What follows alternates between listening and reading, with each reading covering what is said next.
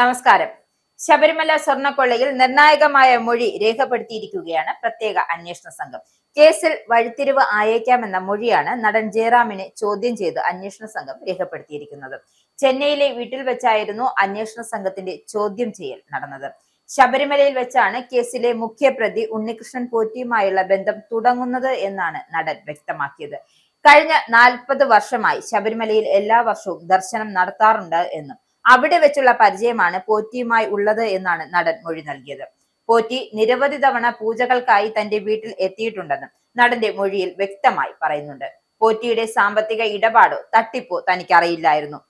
ഇതോടെ കേസിൽ ജയറാമിനെ സാക്ഷിയാക്കാനാണ് നീക്കം. ചോദ്യം ചെയ്യലിൽ ഉണ്ണികൃഷ്ണൻ പോറ്റിയുമായി ജയറാമിനുള്ള ബന്ധത്തെക്കുറിച്ചാണ് SIT പ്രധാനമായും ചോദിച്ചറിഞ്ഞത്.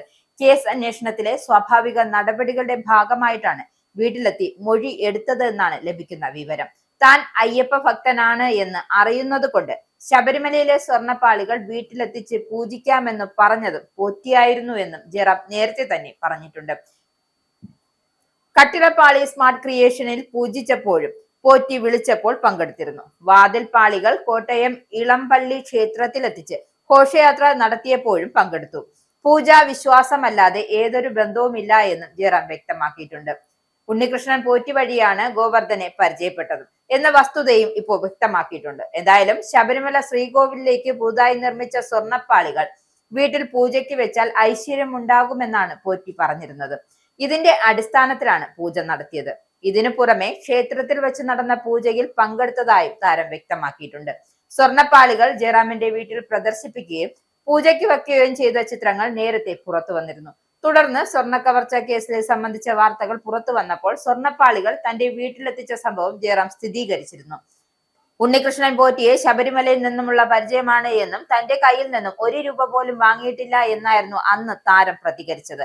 ശബരിമല സ്വർണ്ണക്കൊള്ളയിലെ മുഖ്യപ്രതിയായ ഉണ്ണികൃഷ്ണൻ പോറ്റി സ്വാഭാവിക ജാമ്യം നേടി പുറത്തിറങ്ങാൻ പോലും സാധ്യത നിലനിൽക്കുമ്പോഴാണ് SITയുടെ നിർണായക നീക്കങ്ങൾ നടത്തുന്നത്. എന്തായാലും പോറ്റിയെ അറസ്റ്റ് ചെയ്ത് 90 ദിവസം കഴിഞ്ഞുവെങ്കിലും കുറ്റപത്രം നൽകാതായതോടെ സ്വാഭാവിക ജാമ്യത്തിന് വഴിയൊരുങ്ങുന്നത്.